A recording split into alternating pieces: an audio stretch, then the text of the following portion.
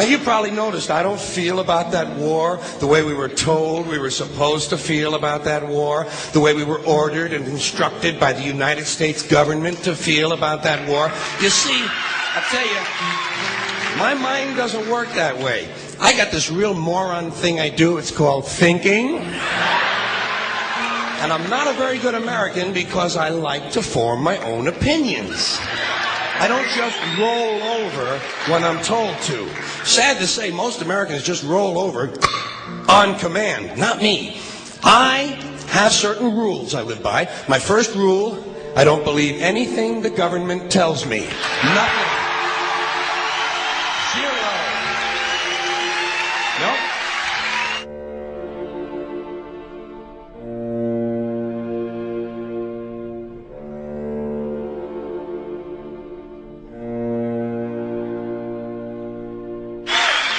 And I don't take very seriously the media or the press in this country, who in the case of the Persian Gulf War were nothing more than unpaid employees of the Department of Defense, and who most of the time function as kind of an unofficial public relations agency for the United States government. So I don't listen to them, I don't really believe in my country, and I gotta tell you folks, I don't get all choked up about yellow ribbons and American flags.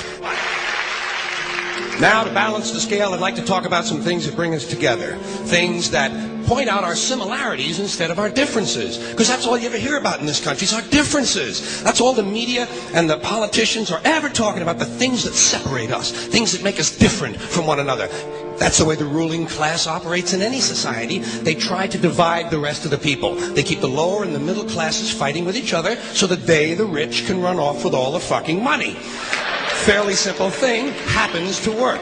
You know, anything different, that's what they're going to talk about. Race, religion, ethnic and national background, jobs, income, education, social status, sexuality, anything you can do, keep us fighting with each other so that they can keep going to the bank. You know how I describe the economic and social classes in this country? The upper class keeps all of the money, pays none of the taxes. The middle class pays all of the taxes, does all of the work. The poor are there just to scare the shit out of the middle class. Keep them showing up at those jobs. Politicians know that word. They use it on you. Politicians have traditionally hidden behind three things: the flag, the Bible, and children. No child left behind. No child left behind. Oh, really? Well, it wasn't long ago you were talking about giving kids a head start. Head start, left behind? Someone's losing fucking ground here. But there's a reason. There's a reason. There's a reason for this. There's a reason education sucks, and it's the same reason that it will never, ever, ever be fixed. It's never going to get any better. Don't look for it. Be happy with what you got. Because the owners of this country don't want that. I'm talking about the real owners now. The big, the wealthy, the real owners, the big wealthy business interests that control things and make all the important decisions. Forget the politicians. They're irrelevant. The politicians are put there to give you the idea that you have freedom of choice. You don't. You have no choice. You have owners. They own you. They own everything. They own all the important land. They own and control the corporations. They've long since bought and paid for the Senate, the Congress, the state houses, the city halls. They got the judges in their back pockets, and they own all the big all the big media companies. So they control just about all of the news and information you get to hear. They got you by the balls. They spend billions of dollars every year lobbying to get what they want.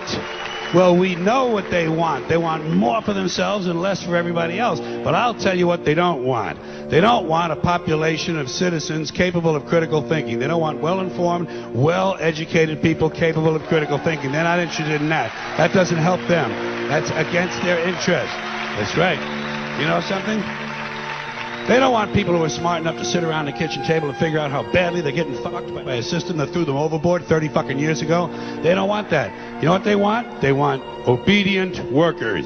Obedient workers. People who are just smart enough to run the machines and do the paperwork, and just dumb enough to passively accept all these increasingly shittier jobs with the lower pay, the longer hours, the reduced benefits, the end of overtime, and the vanishing pension that disappears the minute you go to collect it. And now they're coming for your Social Security money. They want your fucking retirement money. They want it back. so they can give it to their criminal friends on Wall Street. And you know something? They'll get it. They'll get it all from you sooner or later, because they own this fucking place. It's a big club, and you ain't in it. You and I are not in the big club.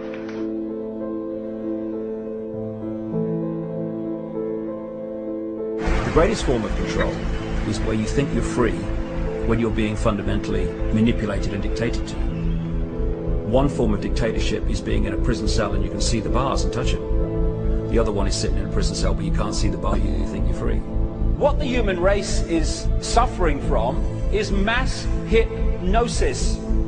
We are being hypnotized by people like this.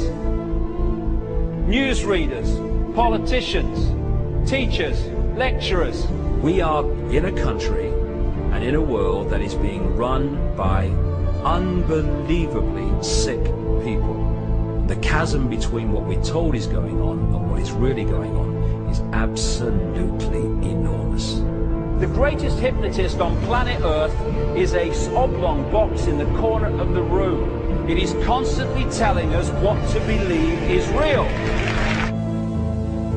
Historically, the control and manipulation of political opinion has been the Freemasons' main weapon in gaining control of countries and states. Once in control of the rulers and politicians of a country, laws and political structures could be changed in accordance with their agenda. However, since restricting the body does not necessarily mean restricting the mind, the Freemason recognizes that their plan for a global government hinges completely on subduing the masses to their agenda, and thus eliminating opposition to their cause. And the greatest threat to their plan, posing more danger than any army or law, is the threat of a free-thinking mind. In order to eliminate this threat and to achieve their objective, the Masons have set about the boldest plan ever devised: the complete control of every aspect of human life, your life. And the weapons they are using against you are in your very homes, entertaining you and your children, and gradually indoctrinating you without you even realizing.